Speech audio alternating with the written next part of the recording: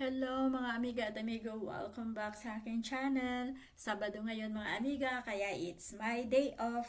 Alam niyo mga amiga, day off ko. Gusto ko yung nagplano ako na matulog sana ng bonggang-bonggang tulog. Yung bang bumangon ng tanghali na. Pero wow, 8 o'clock pa lang nagising ako kasi may kumatok sa aking pinto. So no choice kundi buksan ang pinto. Magagalit na sana ako kasi istorbo pa.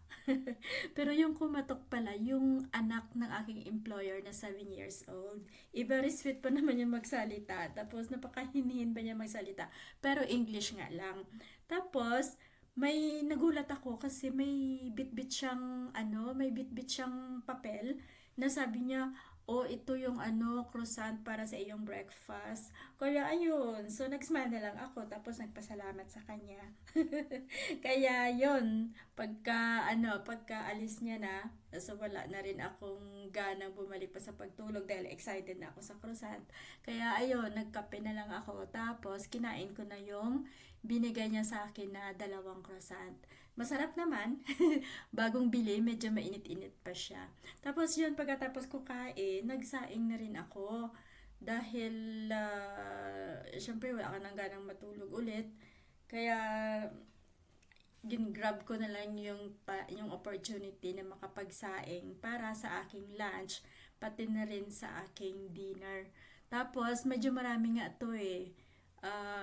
Bukas naman to yung, pag hindi ko siya maubos, bukas naman sa mga ibang araw pwede naman. Ilagay lang siya sa ref.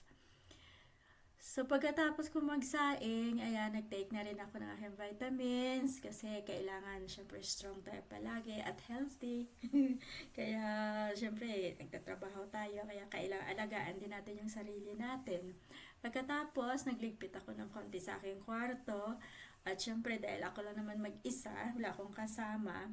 So, ayan, pagkatapos ng kain at saka mag-inom ng vitamins, ayun na, diretso na sa laptop, makichismis muna sa Facebook.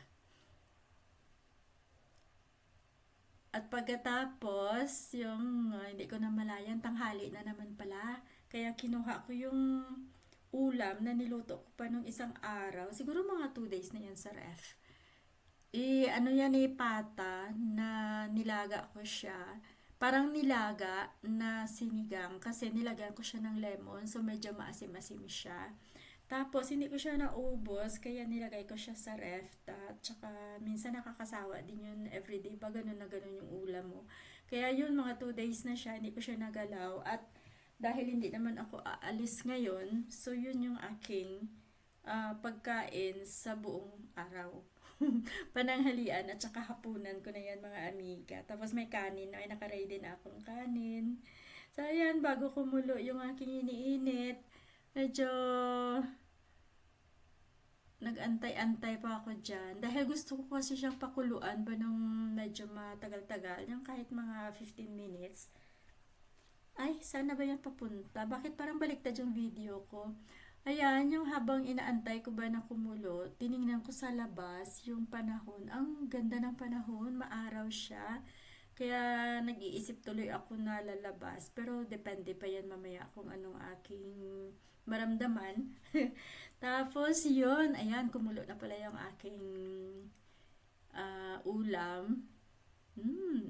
Alam niyo, ang lambot ng na yan, ang lambot ng pata kasi 2 oras ko siya pinakuluan. So, ayan na, magre-ready na rin ako dyan ng aking kakainin na lunch. Bali, hahatiin ko lang yan, yung kalahati sa lunch ko, tapos yung kalahati para naman sa aking dinner. At saka yung pata na yan, mga amiga, galing pa yan sa Barcelona. Kasi di ba lumipat ako ng bahay, kaya nga pumunta ako doon, nasikaso ko yung aking mga gamit. Tapos may mga ulam pa ako, kaya ang ginawa ko, dinala ko dito sa Belgium at dito ko na niluto. Kaya ayan, di ba may kanin na rin ako, naka-ready na yan lahat. Bale, lunch ko rin at saka dinner.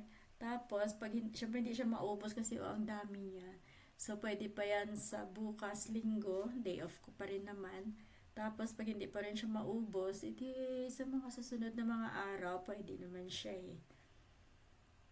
Kaya, ayun na, ready na akong kumain mga amiga. Tara, kain tayo. Diba? Yummy talaga yan. At saka ang lambot-lambot talaga ng pata ng pagkalaga ko niyan.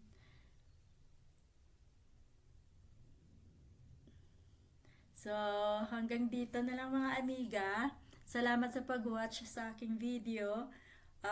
See you on my next vlog. Bye-bye. God bless.